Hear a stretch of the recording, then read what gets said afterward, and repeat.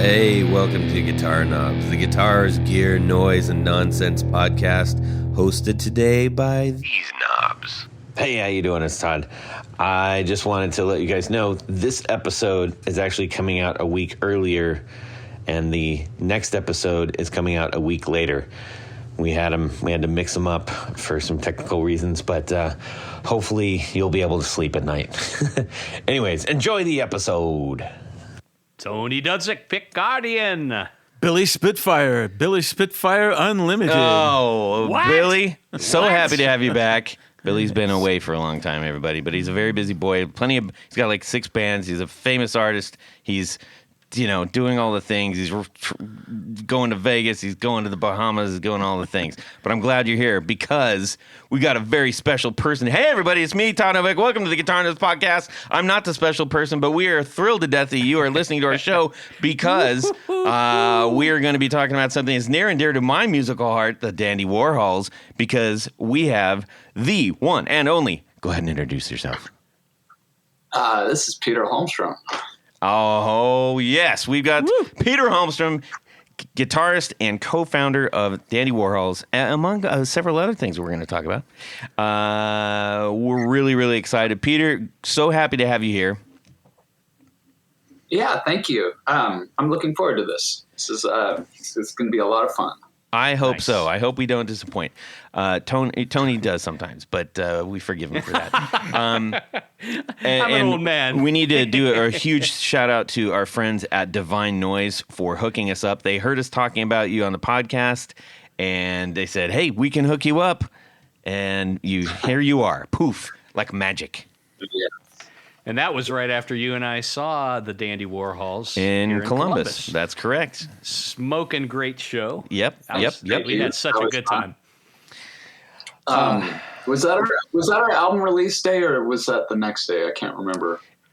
I think the album release might have been the next day because, Oh, okay. but it was still great. Yes, yes. And speaking of that album release, where can people go find the things that you're doing, Peter? I believe it's everywhere. All the streaming services for sure. Even better yet, your local record stores. Yeah. It's on vinyl and CD. And the new record's called Rockmaker. Rockmaker. We're going to talk about that and all kinds of stuff about Peter and the Dandy Warhols. Lots of great show coming for you right now. And we're going to start off real quick. We do have one announcement. As you know, everybody, we have been giving away these warm audio pedals. They gave us 7 pedals to give away. And we've been selecting some very, very lucky supporters from Patreon.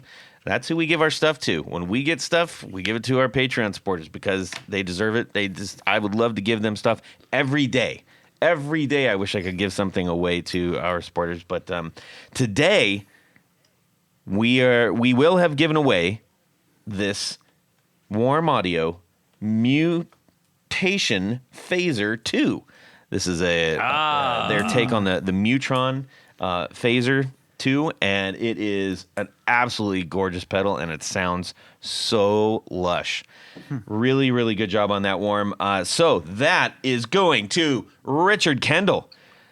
You may have already seen that announcement, but I'm just announcing it again. So Lucky man. and then the week after that, we're going to give another one away. So, Peter, sorry, I wasn't able to give that to you, but you probably have one of your own.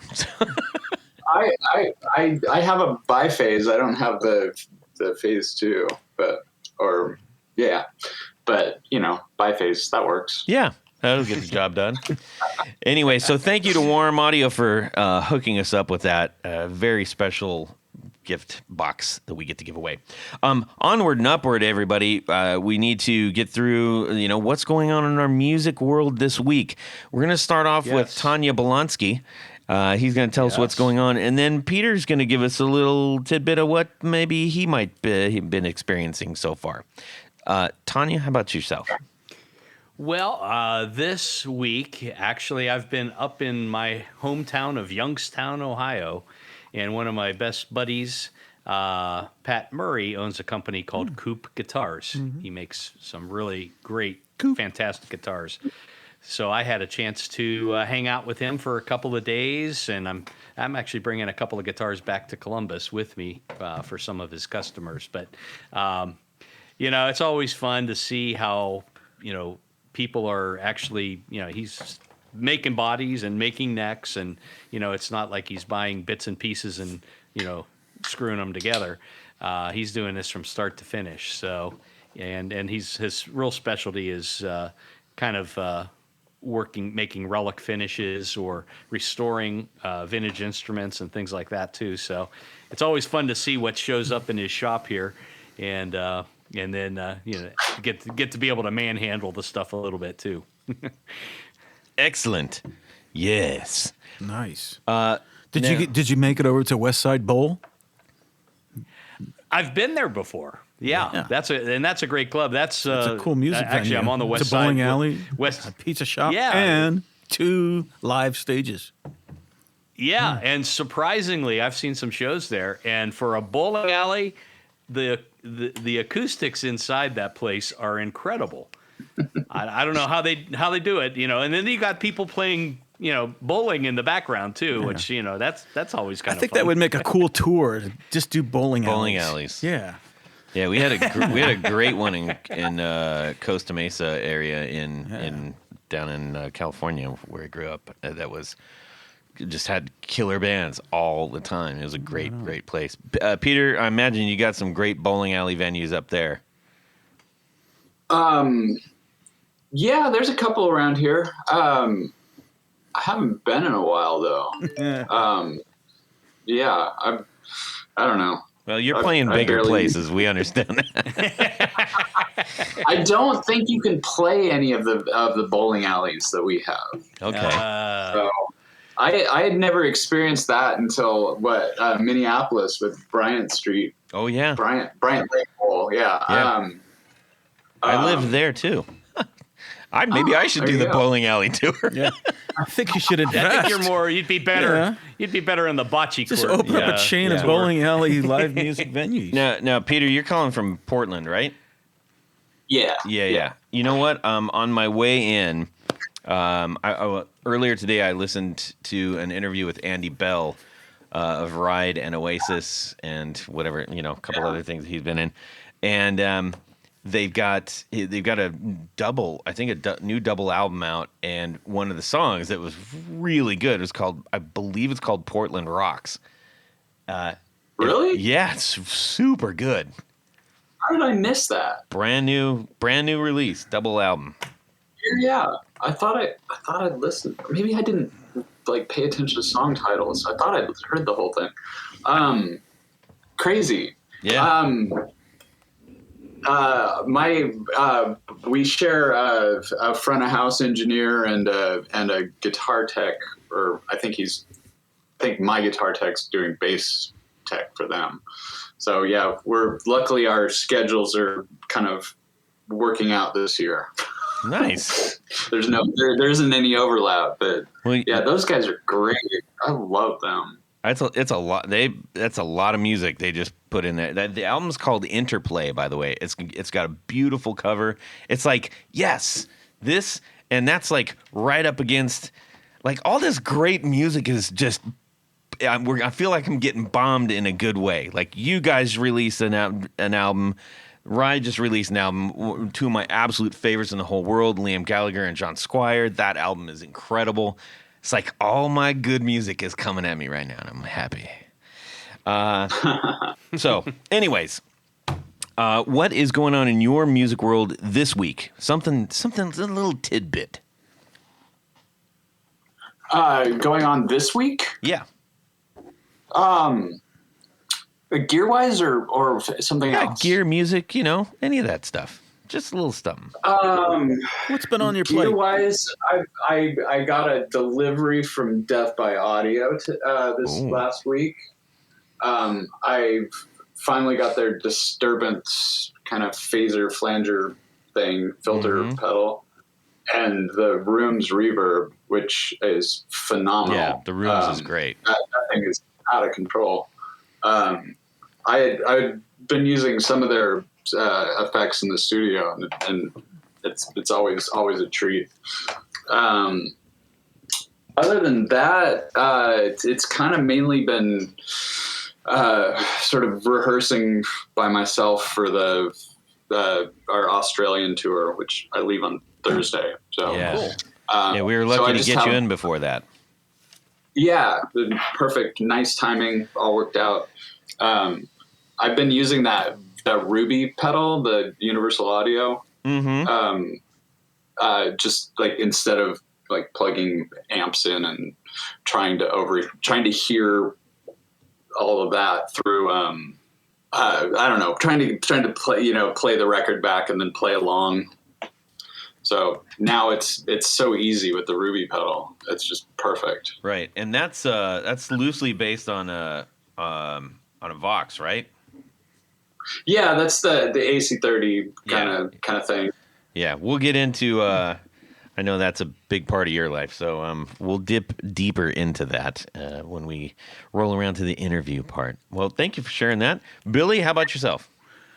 Hey, I've just been had my hands full on everything, but something I wanted to mention that's been really cool is way back at the Ohio Guitar Show, I got a Vox Mark 9. It's a 9-string guitar. The 9-string. Sweet. Yeah. I remember. So Yep. the low strings are just single strings, and then the top 3 strings are doubled. So you have Really the G's the only octave one, right? Yeah. So the G string is the only octave. That's correct. The others are just doubled. Yeah. Wow. The E and the B are doubled. So are you gonna try to use that in what? Well, we've written some new songs with the Mathematics. Yeah. And that's kind of like a New York Dollsy kind of. Yeah, vibe. it's a punk band, and it's kind of old school rock and roll vibe to it. Glam punk, whatever. Mm-hmm. And I'm trying to simplify solos and just be more, create a simple melody line. Oh yeah. Instead of well, naturally trying to you'd use a wheelie 9-string over guitar everything. for that. Yeah. Much easier to bend. The sitar is just way too hard to mic. I get it. Well, in the studio, I used a baritone. I have a baritone telly with a. Isn't one of them right there? No, it's out in the car actually, locked up, covered up. You might want to get that. Anyway, but it has a Jazzmaster tremolo on it. Because I like that kind of thing. Sure. And I also just picked up a Eastwood baritone, which is modeled after an old Mosrite. Yeah. So and it's like a seafoam green with white binding. Cool. And it actually had one of those crazy Duesenberg tremolos on it. Oh yeah, we like the Duesenbergs. Yeah. So dude, I love mine. Holy mackerel. Yeah. So anyway, that's cool. All right. that's my world. So you're liking the Vox 9, right? I absolutely am. It's a cool sound. It's got a really hefty single coil pickup in it. It's just slightly microphonic when you're running it through the souped up distortion that I have. But so I'm trying to figure out a way around that. I don't want to have to replace the pickups, but yeah, we'll see. Well, here's a tip. A standard Strat pickup will fit underneath the Vox cover. I know that, and the reason I know that is I have one of those trapezoid shaped things, whatever it is, and it had the pickup replaced for the Strat. Phantom. Yeah, Phantom. Yeah. I'm not keen on a Strat pickup though. It's a little bit too bright. Yeah, I need something. Maybe if it was a fat one. I don't know. Maybe it was one of those. You know who does side the by fat side? ones? I don't know. Yeah, Brandon Willen does some fat ones. Well, that's true. You can get him some rails. Yeah, you can do the rails. Yeah, I haven't Get gone some that rails. route yet. But. That's very cool. Very cool indeed. Thank you for sharing that. This week What about you, Todd? Well, I got to do a little bit of pedal repair on just I had a pedal that went a little sideways on me, and I had to sort that out. So that's kind of fun, just pulling out all the pedally repairy bits. And right in the middle of it, my soldering iron died. Dead. Well, actually, the unit itself is good, but the pen, no heat. Nothing. Won't melt anything. If thing's on at 700 degrees, can't melt the damn thing. So so I got to replace that. And then the other thing that I got to do, which was a ton of fun, and my ears were just absolutely ringing after it. No, Billy. I did. I was just kind of doing a little fuzz shootout because I have a new song that I'm doing. I'm like, ooh, which one do I want to use for this? So I pulled out the Northern Creeper, the new wedge, then the wedge enclosure from Daredevil. I got number 1 on that. Ooh. How cool is that? Wow. And then the Strymon, not the Strymon, the Stromer, who was just on our show, his Super Fuzz, which is also in a wedge. Ooh. Yeah. Nice. And let's see. Wait, did I just hear Peter? Are you familiar with that? The Stromer? Yeah. I don't have one. I almost pulled the trigger, and then I sort of like realized I have like 6 different variations of the Super Fuzz, and probably don't need another one, even though I want another one. Yes, you do. I'd like to play one just as before I buy, but. I don't know. They'll cross my path at some point. Yeah. You know what? I think it probably will. All right. And then lastly, I tried out the Fez pedal that we made for our patrons, and I was like, oh, this is rough. This is tough. This is one heck of a shootout. I still don't know where I'm going to land on this one for this particular song, but that was, that's a fun time. Fuzz shootout? Why not? Anyhow, Nice. You know what you need to string those pedals up, don't you, Billy? I do. Yes. Cables. Specifically, Tour Gear Designs patch cables. That's right. They are the slimmest, the sleekest, the arguably most affordable, arguably most indestructible patch cables that we've ever run across. Yeah. And they come in all the different lengths from 3 inches to I think 27 inches. Yeah, Tour Gear is what I've got. Man. Yep. And those little plugs in the back, if you're tired of messing around with the pancake patch cables that jam up next to each other and pinch off the little 9-volt power supply and all that business, that's a pain in the butt. Just get these. It'll be better. Oh. And Tony, what happens if they go put those in their cart? Well, they put them in their cart, and then there's a little thing that says coupon code. If you put in the guitar knobs, all lowercase, all one word, you're going to save an extra 15. That's 15%. That's great. I like that very much.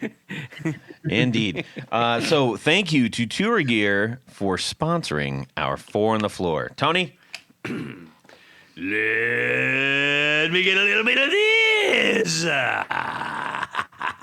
1, 2, 3. 4 on the floor. Peter, what is your 4 on the floor?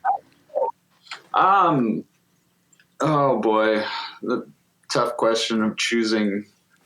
I essentially to do a show, I have to have a big muff of some variation, a rat of some variation, a delay, and I don't know, reverb. Okay. No, maybe modulation. Maybe modulation. Let's say modulation. Okay. So currently, what I'm doing for the big muff, I have the Wren and Cuff De La Riva. The one with the 30 different little dip switches. It's incredible. It's like 2 Tech 21s in one. Yeah, it's insane the number of little combinations you can come up with. But of course, I found my sound and have stuck with that since I got it, and I do not touch it.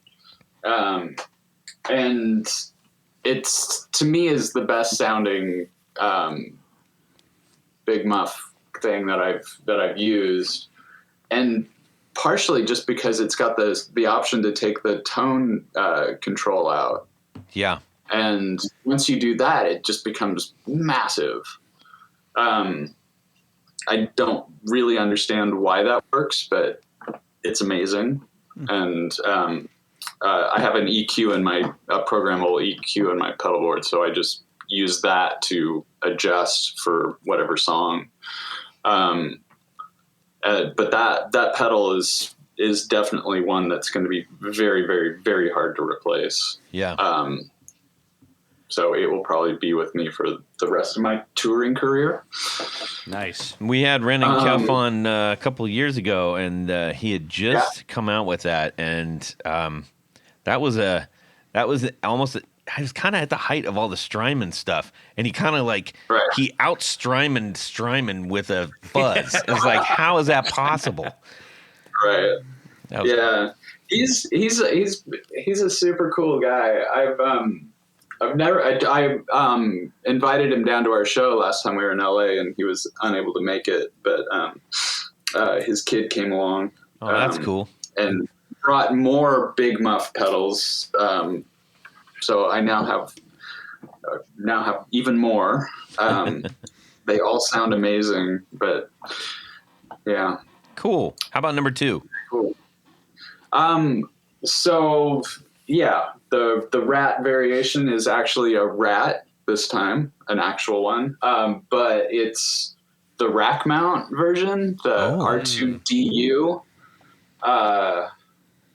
And I've took it out of its box that weighs, about 20 pounds, and just put it in a little aluminum thing, and they're wired separately. And since I use a switching system, I can use both of them and have them set different. But yeah, the Rat was one of the first pedals I ever got. I believe that I read in some magazine when I was in high school that Steve Stevens used one, and that's I wanted. And so when I bought my first pedal, it was a Rat. And I've still got that one, and it was on my board forever. But they're just too big. They take up too much space. Yeah. Well, naturally, so you get a rack mount, Yeah. So yeah, but I not mounted in a rack. It's all the pedal board now, but it's like the actual board inside that rack, or the rack thing is quite small. I mean, big for pedals, but I have it mounted under the switcher, so that's cool. Cool. It's unused space anyway. So nice. Yeah. What about number 3? The delay is going to be the Strymon Timeline. It's one of 3 delays on my board, but it's the one that's it's just, for some reason, their I don't know, their operating system made sense to my brain instantly, and I was able to program sounds that worked for me very easily and quickly, and could find anything I want, and it just made sense. I tried the Eventide. What was their one called? Oh, the H9? Or? The H9. No, before that. Okay. Like Time Factor or something. Oh, was that, yeah. No. Yeah. Anyway, something like that. And I just, that one made no sense to me, but it sounded great, but I couldn't do anything with it. And the Strymon is just perfect, super easy. I kind of maybe prefer some of the things that my Boss delays can do, but ultimately that Strymon it does it all. We just had the inventors of that stuff. Now they run Maris on the show. Just had them, and Yeah, we basically got their newer versions of some of the stuff that we're talking about. All of it still sounds incredible. I mean, there was very accomplished people behind all of that stuff. What do you got for number 4? I'm fascinated by the people that build this stuff. Oh yeah, how their brains work, because it's very different from mine. Well, that's why we do the show, actually. Yeah. You guys get to talk to everybody. That's amazing. Yeah. It is, and it's just neat. You know, creativity it comes in so many vehicles, and you know, whether it's somebody who's writing music or somebody who's just like a really dang good engineer or whatever. But it's just we love hearing the stories about that. Yeah. How about number 4? Number 4, I'm gonna go with the Zoya by Empress. Holy mackerel! That's the only one that we've ever waved the white flag on. Really? Yeah, they sent it to us, and we sent it back with a "I'm sorry" note on. It's like, well, really? Yeah, it stymied us. Honestly, it did. Oh, wow. Yeah. I don't know. It made perfect sense to me, and it's like, well, as a multi effects unit, that's the extent of what I use it for, and mainly just the modulation stuff. Yeah. But it like, I don't know, the whole, like, all the little buttons, and you just have to learn how to put a patch together, and once you've got that, it's, I don't know. Yeah. Worked for my brain. That's good. Yeah, and it's like it's cool because you can put like you can have an envelope affect certain factor or certain things on other effects. So you can like control the speed of a tremolo with the envelope. So the harder you hit, the faster it goes. And that's something that I'd gotten used to with a Spaceman tremolo, the Voyager. Yeah. And I really liked, and I couldn't find anybody else that did that. I'm sure there is, but as far as like a multi kind of modulation pedal, I couldn't find somebody that did that, or that had that option. Like Strymon didn't have that option on their Mobius. And so it's like there's little things like that, and it's like dialing in every part of your effect. It's really cool. Yeah. Well, we felt like doofuses. I gotta admit that, because I was like, but I had to be honest. I'm like, this one's over my head, guys. It looked cool though. It's amazing, and it's, you know, I could probably do the whole show with just that, but that wouldn't be as much fun. No. But it does do everything. It's amazing, and it does so much more than what I use it for. It's kind of embarrassing how much more it does that I will not ever tap into. Just don't have the time. Yeah, but see, that's the thing, you know. Those pedals that do that much, if you just say, oh, but it does all these things, but you don't use it, you're using it for the thing that you need it, and that's all that matters. Yeah, exactly. And I'm always on the quest for things that do more, better, and are smaller and weigh less, and it's going to be hard for anybody to beat that pedal when it comes to that. Yeah, it's like if you have a Swiss Army knife, guess what? You can use it for a doorstop. It's still doing a job. So, is it better than the Ibanez DML-10? I don't know. What do you mean? Oh yeah, it's way better than that. Okay. He just pulled up It's my modulation pedal that I'm so proud of. Yeah. The old 10 I'm series. not so proud anymore. He's like, well, I mean, supposedly you can dial in like your exact sounds from all the different pedals, and it's like I still have not got it to do the small stone as good as my small stone. And I'm very attached to my old like stereo DoD flanger, and I can't get it to sound close to that. But that's something that I'm sure nobody else has wanted to clone. So yeah. Well, anyway, that's a really good 4 on the floor. Now, I know any fans of yours who have followed you, and maybe even people that have just maybe heard your music. Obviously, you have a lot more effects than that on your rig on any given day. We're going to dip into that for sure. cool. Let's motor on to the said interview part. We don't have any kind of like ta-da thing or anything. I just say interview part really quick. And there we go. Yeah. So you let's start with where Weep left you last. How about that? So you were just in Columbus. Okay. You just played this fantastic show, and Tony and I were up front, stage left. No, stage right. Sorry. And did you see us? Yeah, did you see us from way over from the other side? Yeah, that's the only place that wasn't packed. Your side was pretty packed there, Peter. Peter has a packed side on this stage.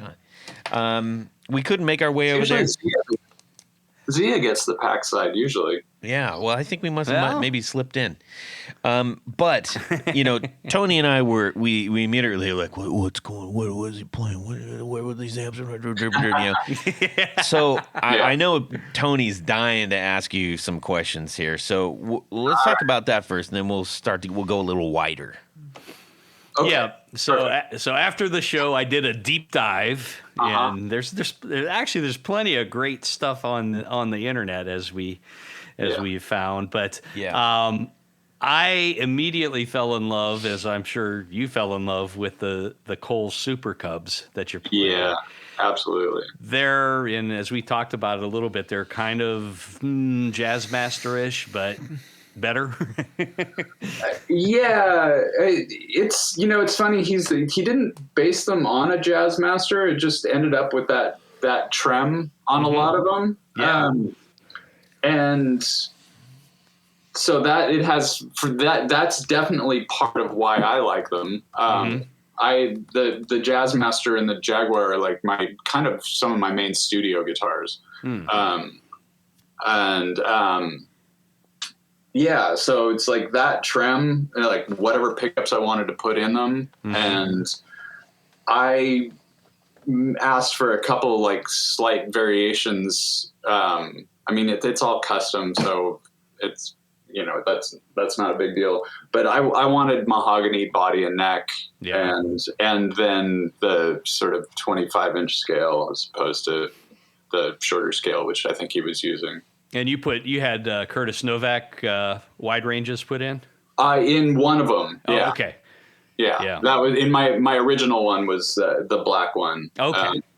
And that has the wide range, which I had a Tele thin line that was my main guitar for a bit that has the best sounding wide range pickup in it, I think. And Curtis comes close. Yep. Yeah. I don't know what's special about mine. It's probably got nothing to do with the pickup. But I don't know. There's something about it. That's the creamsicle. Tele thin line. Yeah. And were those original pickups in there? The neck one is original. The bridge one is a replacement that I found. It's an old one though. Okay. Yeah. And Fender not too long ago just released the true Cuneife magnet versions, which are I haven't heard them yet myself, but they're supposed to be pretty good. But yeah, I'm a big fan of Curtis too. The stuff that he does is just so. I mean, he is the minute details that he goes to get things right. Yeah, just blow me away every time. We spent. He's the sweetest person too. You should have him on your show if you haven't already. We're trying to. This was back a couple of NAMM shows. Well, pre-pandemic NAMM shows, and we actually had dinner with him and his family. And, We spent a weekend one just- night with him eating dinner. I said, why didn't we bring the recording gear? Because we could have had the podcast right here in this restaurant. Yeah. But no, he's a great guy, and hopefully at some point our paths will cross when the stars align and all the other good stuff. Yeah. Yeah. Now you had a couple of the Cubs in line there. It almost looked like, granted, we were trying to see from across the opposite side of the stage, but it almost seemed like it was almost all Cubs, except for your creamsicle and the baritone, I believe. Well, no, the creamsicle doesn't come out anymore. But there is an orange Cub. Okay. And there's four at the moment. Okay. Nice. And I have to kind of cut myself off because I don't need more. But Oh, you do. come Yes, on. you You do. Yes, you always do. need Yes, you do. more. need, want, If you're ever debating, if you ever have that little angel on your left shoulder saying you don't need him, just call us. We will take care of that for you. We'll talk you into it. No problem. Yeah. And then the amps that you're currently playing, because I know you used to use AC 30s. Yeah, AC 30s. And these are the Sour Sound 15s. Tell us about those. So Brian was like a local repair guy here in Portland, Brian Sowers, and he was always making cool stuff like mic pre's and like studio gear kind of things that I always wanted and was always getting on the waiting list for, and then he would move on to building something else, and that would never happen. He built some amazing amps for Helio Sequence and Modest Mouse and probably a bunch of other people, but I got to play one of Isaac's, and it was amazing. It was so like the EQ section was so just controllable that it was just super fun to just play, just hit a chord and then twist the knob. And so but it's like I didn't need the 100-watt monstrosity that it was for what we do, because the AC30s are too loud for the Dandies. Yep. So I convinced him with the help of somebody else, I forget who, to make a small like 112 combo, and it's based very loosely on a like AC15 and a Gibson GA40, somewhere in there, but it's a completely unique original circuit. They're phenomenal. I wish he kept making them, because I would like to have more. So I didn't have to rent AC30s everywhere. But I do love AC30s. So is that what you'll be? Are you using AC30s on the Australian leg of the tour? Yeah, I can't take my own amps. And so, yeah, we rent AC30s everywhere we go. Courtney does too. He has a very peculiar amp that he uses in the US. And I think he's planning on shipping a few to Europe to store with our gear in the UK. Just so he can at least have them there. But now, does that pose a problem? Actually, this is a broader question. You have an affinity for boutique gear. And as someone who has toured as long as you have, since '95, right? Yeah, or played out at least, whether you were full blue touring.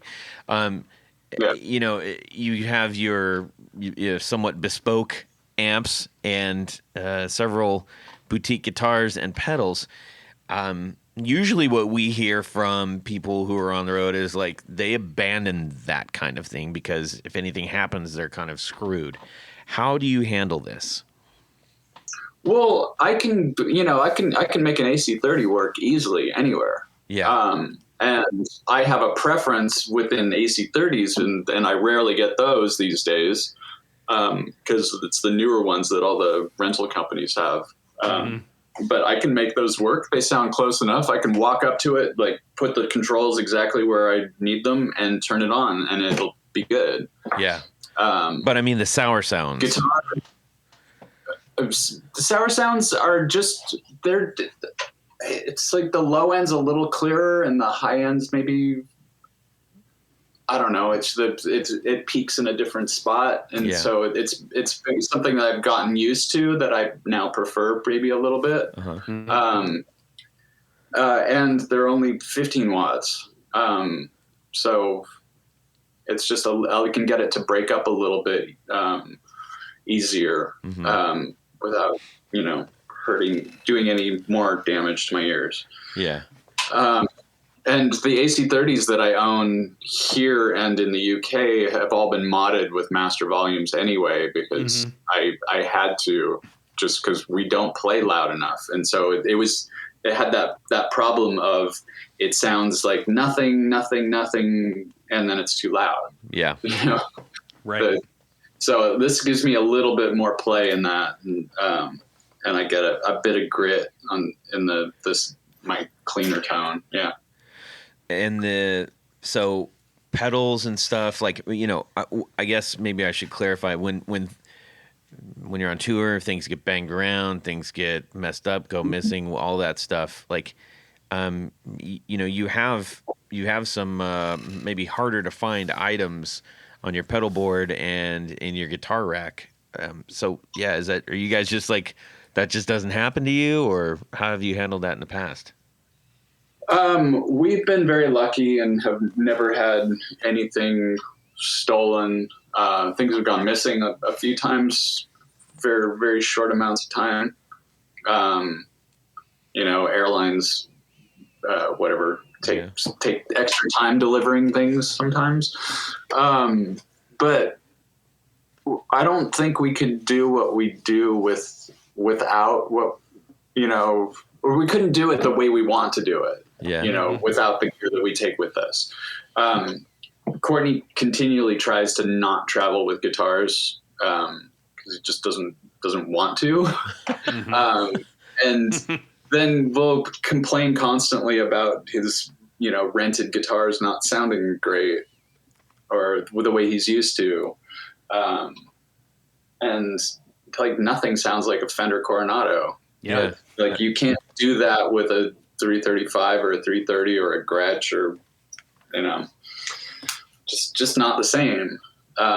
As good as those guitars are. Huh. Yeah. Well, I'm glad that you seem to not be weighed down by damages and everything like that. That's fantastic because I think that's one of the things that we get surprised at when we hear, like, because we all love all the boutique gear and all the the things that make it interesting and the things you get comfortable with. Yeah. And when so many people say, "Oh, I can't take that on the road," it's like, well, isn't that that's kind of the whole part of it, and Yeah. Well, I mean, I was like, before the boutique stuff, it was all vintage stuff that we're taking around, and that's scarier to me. Yeah. I mean, it's like the boutique stuff. As long as the guy's still making guitars, then you can get another one. Worst case scenario, which could become a best case scenario. Never know. Oh no! I lost like that thing. Scratch. Guess I have to get more. But the vintage stuff, it's like they're each so unique at this point that it's like it's impossible to replace. Yeah. I played my 72 SG Deluxe for 20 years and then kind of started freaking out, like, because I had played probably 12 or I don't know, 12, somewhere between 12 and 20 other SG Deluxes, and none of them were even close to the same as mine. One of the things you mentioned, I've watched a couple rig rundowns and stuff, and even as you were telling us, the wide range pickups. Is that you seem to favor that? Am I getting that is that correct? Yeah, I think so. I go back and forth. Sometimes there was a moment where I was really liking the Gretsch. Was not Filtertrons? No, like was it Powertrons or Supertrons? The ones with the rail instead. Yeah, that's the Supers. Yeah. Yeah, those I really like those. But I only liked them I actually took the set out of the Gretsch that I had and put them in one of the Cubs. And it just wasn't the same. So now I'm trying something else in there. I'm kind of always playing around, but I do always come back to the wide range. Is that something that you found has been because you just like wide ranges, or because of the mix that you know, that balance you have to find with Courtney? It probably has something to do with that. There's, in the beginning, I remember we kind of, Courtney had the high end, I had the mid range, and Zia had the low end, and we all did exactly the same thing. And that was kind of how we made our lack of musical ability work. Yeah, I mean, it's changed now quite a bit, but I still occupy kind of that territory, and the wide range has a little bit more or a little clearer higher end. Yeah, I find, and yeah, and then plenty of low end. So yeah. Okay, cool. Well, yeah, I just wanted to.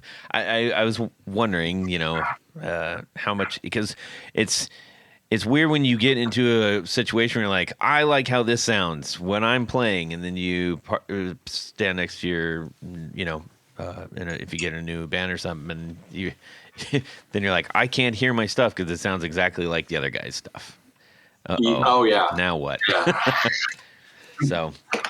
I think that becomes a little bit of an issue when Courtney and I both are using the AC30s. Yeah. The variation between what he uses in the U.S. and what I use is it's distinct enough that and works together in a cool way. And the AC30s, there's points where it's like, if we both kick on the big muff, it's like, who's doing what? No clue. Yeah. Yeah. So one of the things that you get charged with in your band is, I mean, you get to add lots and lots of, for lack of better terms, color to the songs. Yeah. I would love to hear, where are you finding either inspiration or is there things that lead you naturally to certain effects to say, oh, if I pull this out, this might actually sound fantastic on this song? Tell us a little bit about that. I don't know that there's a huge amount of thought that goes into it. It's more instinctive, or whatever it is I'm obsessing on. For the longest time, I was trying to make my guitar sound like a synth. And so there was all sorts of the Boss guitar synth pedal and, I don't know. And it's ultimately it's not doing what I wanted the synth, or what I thought the synth part was, or, I essentially wanted my guitar to react like a sequencer. And it, I don't know, there's always this quest for something. So Do you ever run into when you find it, when you like somebody goes, "Oh yeah, I made a new pedal. I want you to try it out," or you hear some pedal and you don't have a song for it, but I mean, I think this happens to Billy's nodding his head. I know that I literally just did that, where you go, "I'm going to use this on something. I don't know what, but right, you know." And you probably have loads and loads of pedals at your fingertips for that. Yeah, but it's when it comes down to it, there's only a few kind of varieties, and then there's different flavors within that. It's like there's fuzz, distortion, and modulation, and delay, and reverb, and everything else is kind of a mix of all those things. Cool. Yeah. I don't know. It's hard to place what the thought process is, but it's more like something pops into the head and I go, oh, I'll grab that. Most of the time that's what ends up on the record. Yeah. Well, that actually probably leads us into a whole bunch of other questions here. You have 13 albums, a whole bunch of EPs and singles, all sorts of collaborations. That's just for the Dandy Warhols. Yes. You also have your own project called Pete International Airport. We'll talk about that in a second. But going back to the 13 albums, I got to know what your favorite was to actually create. So there's a reason I always say 13 Tales. And it's because it really was there was a point that happened right after that where everything changed. And it wasn't just the success we got from, Bohemian Like You, which is part of it for sure, because that changed our approach to every song ever after that. I think you have a hit of any of that kind of magnitude that you will be changed no matter what. Mm-hmm. But that was the record that kind of is the dividing line between digital for us, like Pro Tools, and non-Pro Tools. 13 Tales was started on, I think, ADATs and a digital recorder, but it went through every format possible. And at one point we saw it go through Pro Tools, and that was kind of a completely new thing for us to see, like the level of what you could do to sound. And anything after that, the songs were just built in the studio. It's like somebody would come in with a demo, usually Courtney, and we would just build on top of that. Whereas before that, he would teach us how to play the chords and whatever, and we would bash it out in a rehearsal room and then go record it. Mm-hmm. So it's really like this kind of nostalgic kind of feeling for that time. Not that I would ever really want to go back to it, but it was nice. Things were simpler. Yeah. Well, there's a couple good songs on that one. Yeah, and there's some great songs. There's some fantastic songs. That's an epic album, man. Yeah. But I do really, really like this latest one, Rockmaker. Yes. There's a lot on that was like really, really fun and some new kind of approaches. It's so different. Yeah. At least from my standpoint, it's probably maybe the most different that if I think of all of them all together. And it actually reminded me when I went through it, it reminded me of Semper Fidelis from Distortland. Sure. Yeah. There was like, because that was a kind of an odd duck in that album. I was like, whoa, what's this? Yeah, Peter, how would you describe the new record? I mean, I listened to it and I'm like, have I heard this back in the 80s or 90s? And I'm like, it's just the 2000s. Is this modern? Is this like, it's just like something that they're playing at the raves now? Or, I don't know. It kind of blew my mind. I don't know. How would you describe it? Yeah. I mean, the idea was that we were making a rock record, and we were kind of going back to mostly guitars and guitars that sound like guitars, and that the songs all started with a riff, as opposed to the way it normally happened, where the riff would come later and everything started with a chord change and a melody. So it was just I mean, it's just a twist, and I think a lot of people probably write that way, but it was new for us. And yeah, it was a lot of fun. Especially like some of the what? I'm sorry. I think you were about to just dip into what I was going to ask you, but go ahead. Like just trying to go some of the more extreme metal type riffs and then turn those into a Dandy song, where it was a fun challenge. You could hear that in that. And then you also have the collaborations with Debbie Harry, Frank Black, and Slash. Yes. Yeah. Give us a little insight on that experience. Well, I wish there was more of an experience, because it's all done remotely these days. So it's more of, you send it off and you just cross your fingers and hold your breath that it's going to be what you want it to be. And we got very, very lucky, and it was more than we could possibly hope for. Yeah. I mean, Slash was absolutely perfect. Frank Black nailed it, just finding the perfect little moment of clarity in that chaos of a song. And then Debbie that just blows me away. Yeah. That's got to be a bit of a highlight.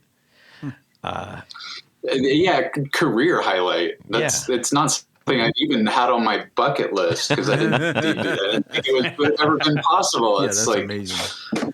Have Debbie Harry sing on a song that I wrote. It's like, what? Yeah, that's amazing. Well, mission accomplished, because I'm in the shower and going, I'd like to help you with your problem. It sounds great in the shower.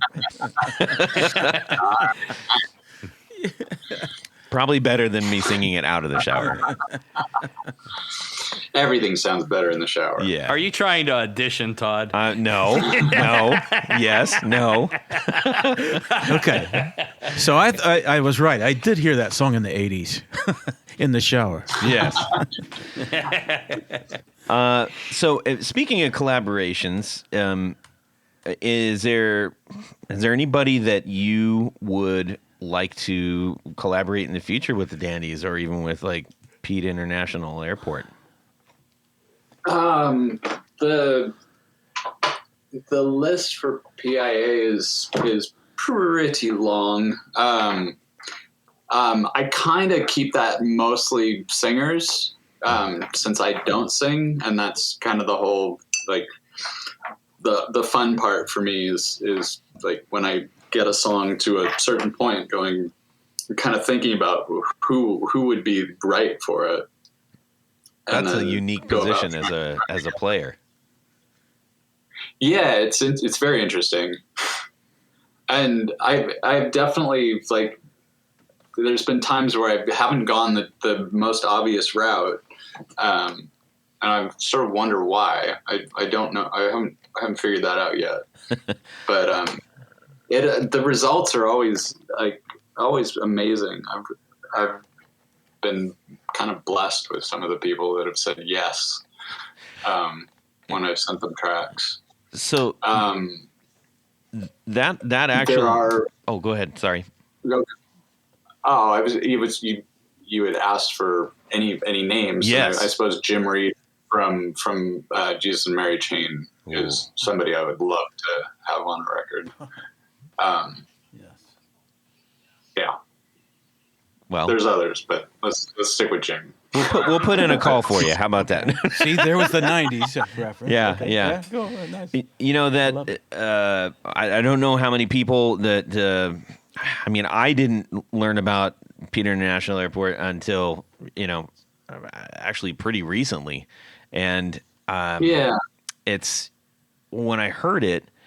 It was funny because I was like, what am I hearing? I feel like, and it took me a while. I kind of put my finger on it. It reminds me a lot of the project that Eric Avery did, Polar Bear. I don't know if you're familiar with that. Really? Yeah. No, I'm not. Yeah. So he had, well, and actually, in Deconstruction. So Polar Bear was with, I just forgot his name from Porno for Pyros. But anyways, his pal from there. And then Deconstruction was with Dave Navarro. But it's a very eclectic and dialed back way of doing things. And it was so weird because when I figured that out, I was like, wow, these are really similar. Not necessarily like song for song, but just your approach. Yeah. I was like, you just said, I can do everything and anything as long as it fits within my taste. Yeah. Yeah. And there's certain things that work with the Dandies. And for the longest time, I was getting a lot of pushback from every time I tried alternate tunings. And I find that I come up with more ideas with alternate tunings because I don't know what I'm doing. So I might accidentally stumble into something that's cool. And so that's essentially the whole PIA catalog is, it's probably 90% alternate tunings. Wow. And every once in a while there's something in open G or something like that in the Dandies. Except this last record, which pretty much everything I brought in is an alternate tuning. But yeah, like a lot of times I found that, you just put your fingers in a shape and move it up and down the neck until it sounds good, and try moving it around a few more times, find like 3 places, and then figure out a cool pattern that those 3 chords, go together, and you've got the start of something. And a lot of times those chords, if you played them on a piano, it would be jazz. I don't know. It wouldn't be rock chords. And I just found that really interesting. Because it's not something I would even know how to play in standard tuning. Mm-hmm. And it's just, I don't know, just fascinating. So how does that set you up for, I'm going to take a leap and figure that it's probably a little bit freeing or leaves you a little bit more open, because if you're making songs for the Dandies all the time, and if you have this side thing, does that stimulate new avenues for you for Dandies, or do you really just keep those very separate? For years it's been very separate. Where there wasn't a place for what I was doing in the Dandies. And I mean, that's fine, because I sort of had to learn how I guess I had to learn how to be a songwriter, a better composer, or however you want to, phrase it.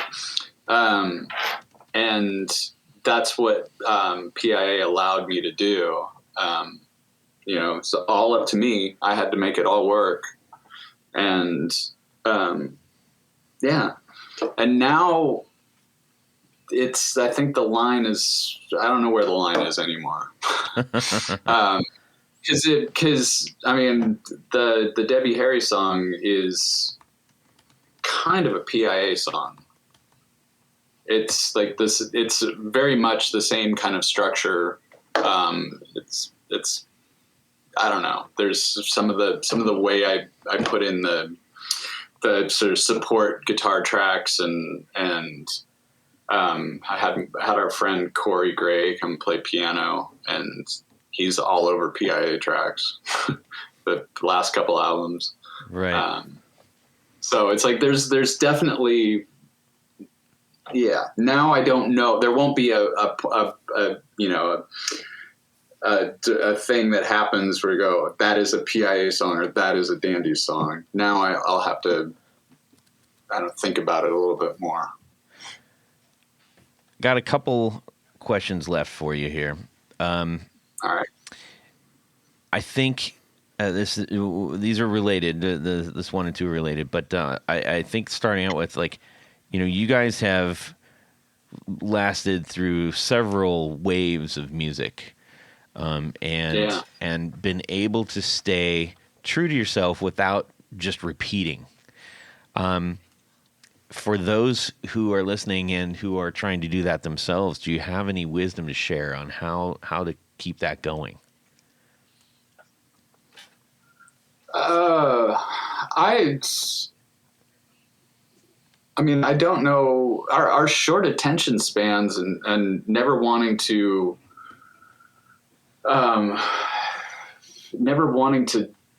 create what we're hearing.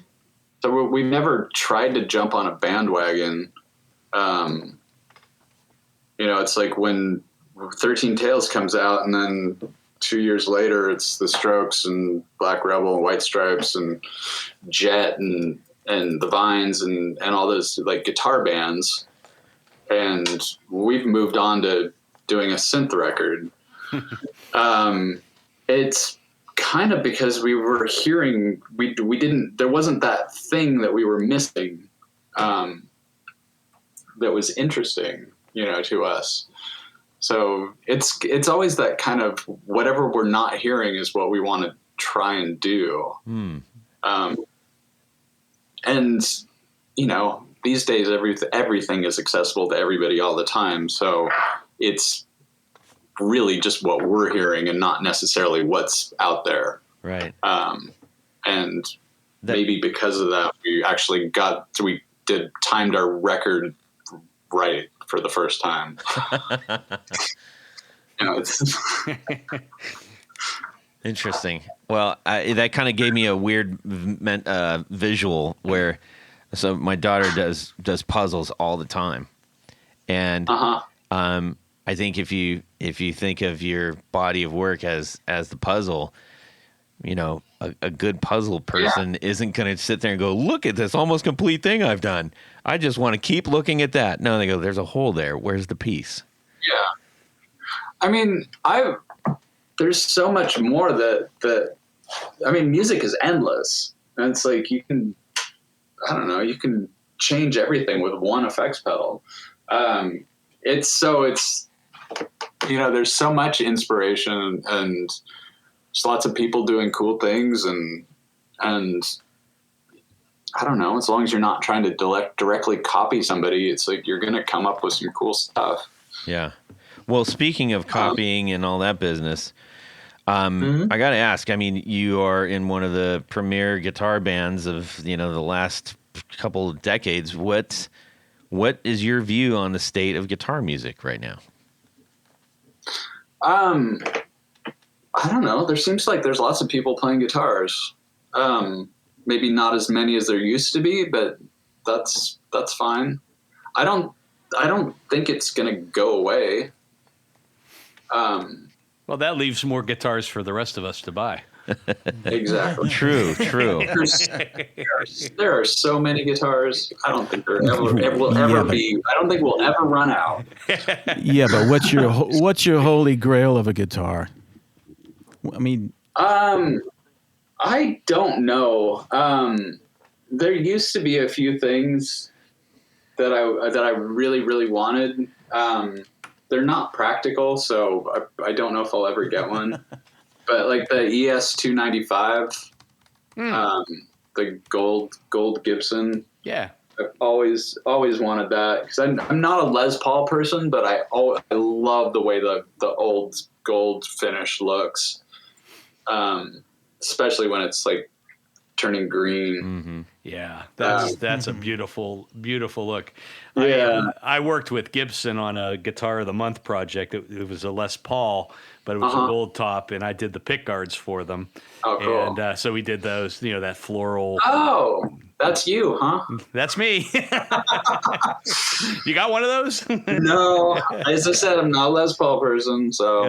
That's okay. But yeah, the 295s those are really cool guitars. Yeah, otherwise it's like there kind of isn't anything else at this point. I've gotten so many of the things that were on my list, and then they didn't live up to what I wanted, and got rid of them. And yeah, and then I've just sort of kept what I really actually use. And that's cool. With Saul's guitars, I really don't. I don't really look at vintage stuff anymore because it's just not. It's not as useful as what I need, I guess. Yeah. Yeah, find a good Ponzi scheme to put your money into. That's better. Do that. Bitcoin. Get some Bitcoin. That's Tony, you want to take the last one? No, I think I've got all the questions that I had. Okay. All right. You got one more? Well, I'm just curious. You have you've done the fantastic Dandy Warhols. You have your own project. You've done all kinds of countless things, and you've toured the world. I'm curious, is there anything that you are especially proud of or most satisfied with as a musician or guitar player?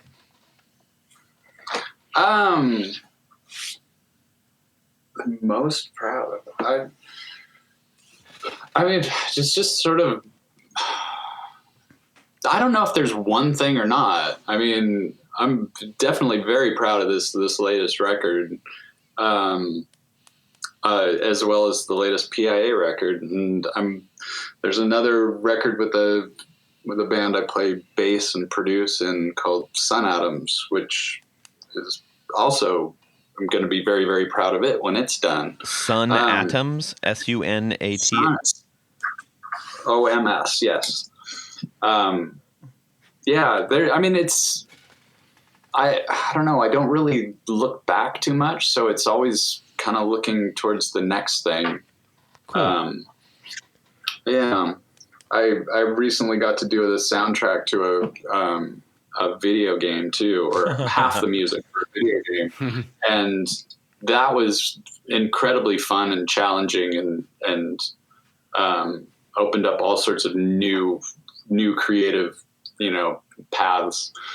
So now I want to do a TV theme song, and I want a film soundtrack. Yeah. So that's what I'm looking forward to. Nice. Danny Elfman, look out. I'm trying to manifest it, Well, that's cool, man. I really appreciate all the things that you shared with us. We've had so much fun talking. We have one more segment that is, usually pretty fun. I hope this one's fun. Tony, is this going to be fun or not? Oh, this is going to be fun. Because at this point of the show is a little game we like to play called Would You Rather? Now, all right. This week's Would You Rather is brought to us by our good friend and executive producer, Gregory Randall.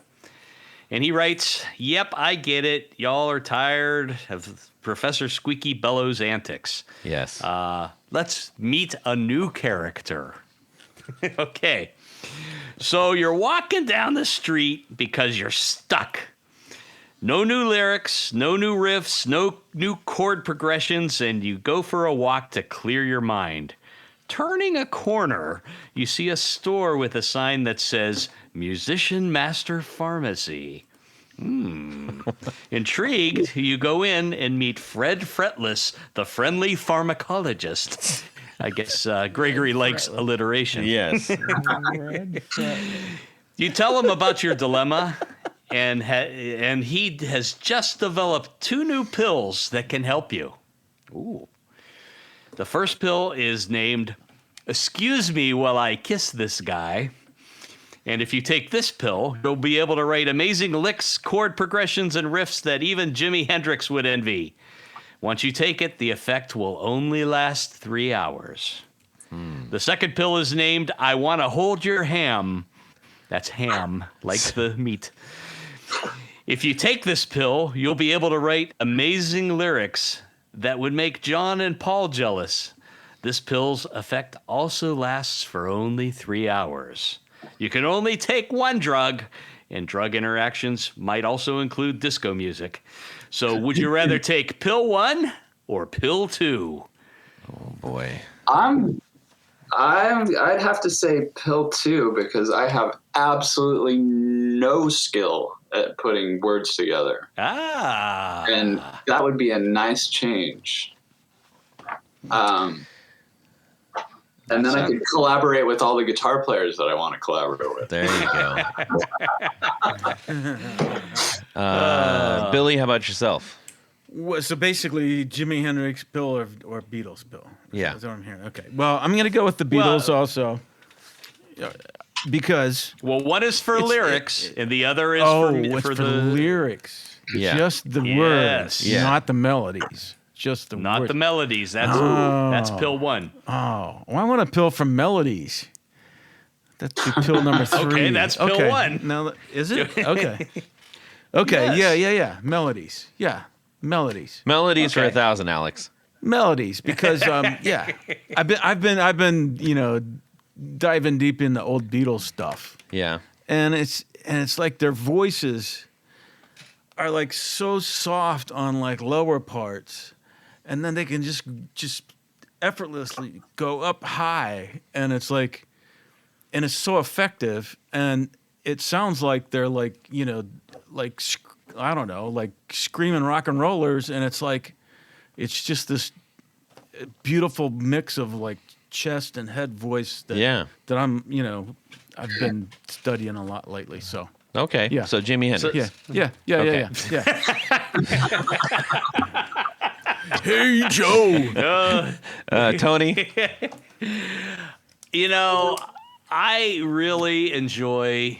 I think the lyrics sometimes more. I love a good, clever lyrics like Elvis Costello and his double entendre lyrics. I just love stuff like that. So I'm going to go with pill number 2. Those have a double meaning, right? Really? Is that what that means?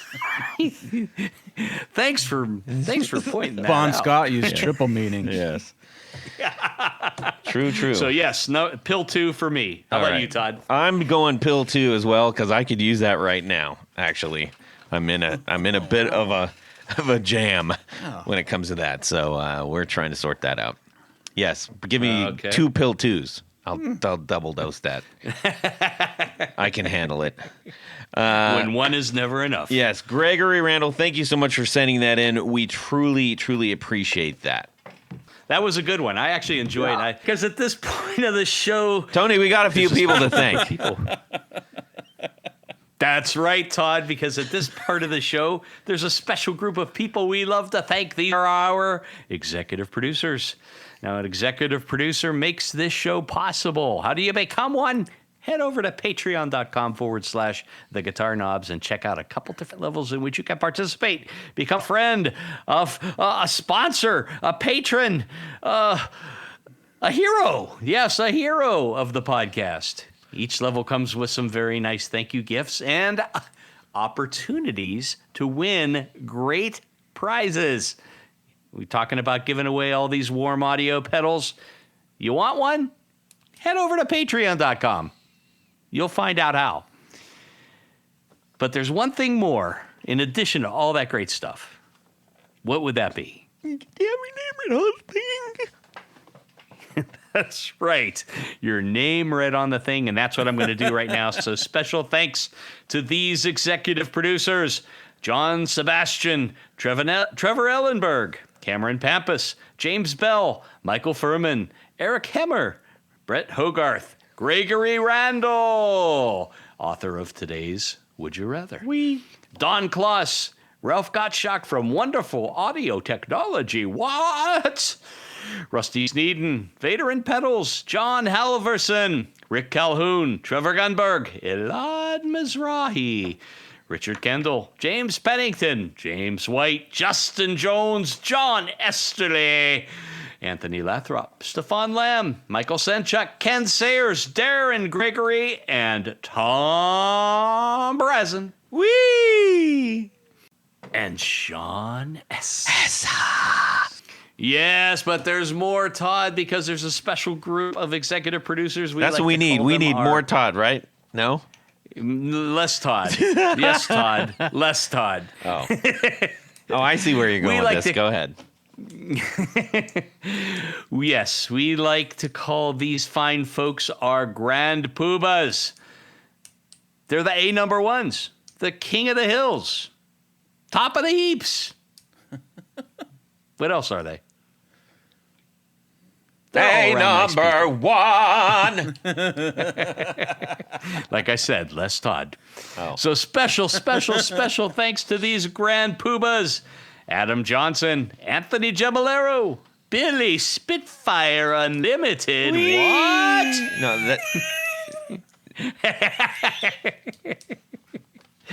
Bob Crouch, Brian Robison, Cody Foster, David Kaminga, David Tyndall, Enrico Fernando, Fox Hill Studio, Hex Matos, Jack Cadian, James Pennington, John Williams, LSJ Music Company, Matt Hart, Michael Van Zant, Michio Murakishi, Moon Guitars, Paul Von Eppinger, Sam Jett, Science of Sound, Steve Keys, Tyler Rhines, Zach Oswald from Brandon Wound Pickups, and Jimmy Newton.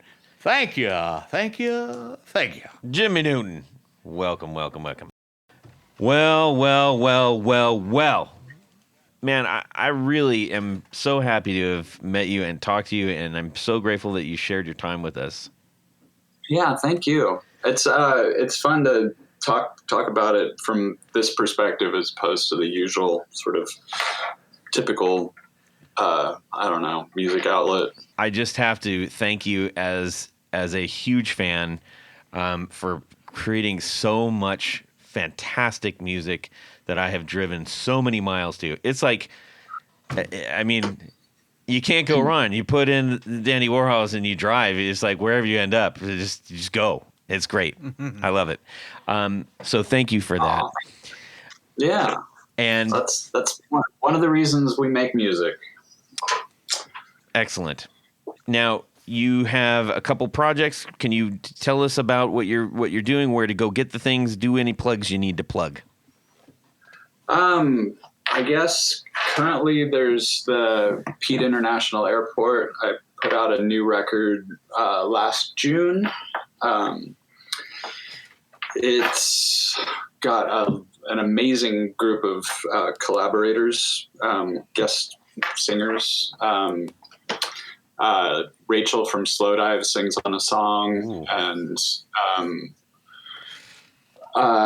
Lisa L. from a band called Dark Horses sings on a song. My friend Jason Adams, Dion, who was the bass player for Place to Bury Strangers for a bit, now out on his own, Dion Lunadin. He's on there too. Yeah, so there's that project called Sun Adams, which is with the singer Jason Adams, which is now a band, started as a pandemic project, is in the midst of mixing its second record and playing locally. Nice. Very, very, very, very fun. I did the music for half the music for the latest version of Forza, which is a big racing game. Yeah. From Microsoft. Yeah. And the Dandies. What else? I think that's. Oh, I've got a project with a friend in the UK called Walls of Dada. Whoa. Which is very freeform and experimental at the moment. We've played 2 shows, and each time we've gone in not knowing what's going to happen and just kind of performed. But we've got like 4 or 5 records, which are all created the same way. Like he sends me a stereo track. I put some stuff on it, send it back to him, and it's done. It's very nice having something that moves that quickly as opposed to everything else, which takes years. Yeah. Now, is that data like data or data like the movement? Dada like the movement. Got it. Walls of dada. Walls of dada. Yeah.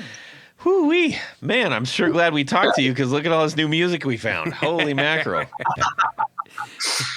We can go on a long drive. Yeah, very cool. Yeah. Well, thank you. Sure.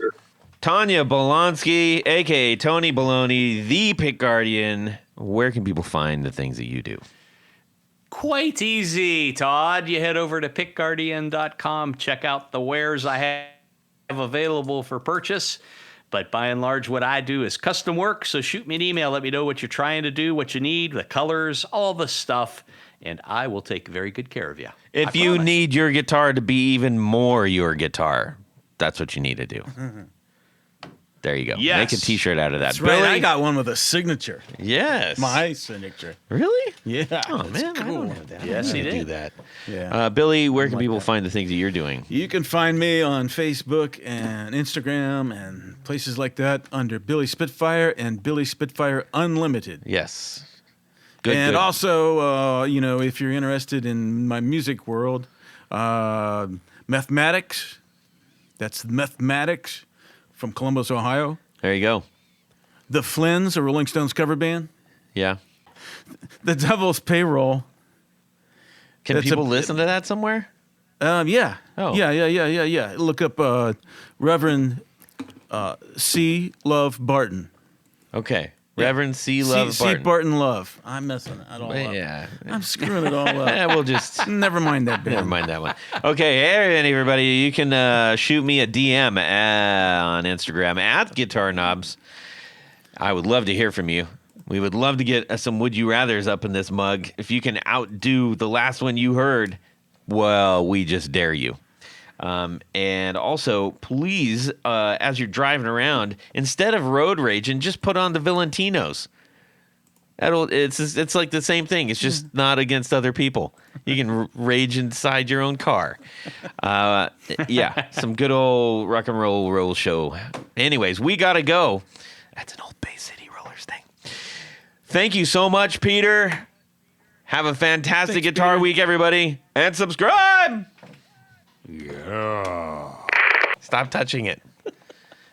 Okay, Tony, go ahead.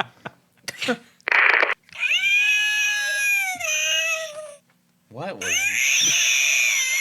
is that? Is that a cat? Thank you. No, that's not right. Yeah. What? That's a sorry ass clap. I had to think about that for a while. I'm telling you, it's gold. It's gold, Jerry. It's not. It's garbage, Jerry. Yeah. Remember when you were in the Beatles? That was pretty cool, right? Yeah. Uh-huh. Their intro. Okay. Oh my God. Hang on. Clicking. I guess. What the hell? Stop it. What is that? And away we go.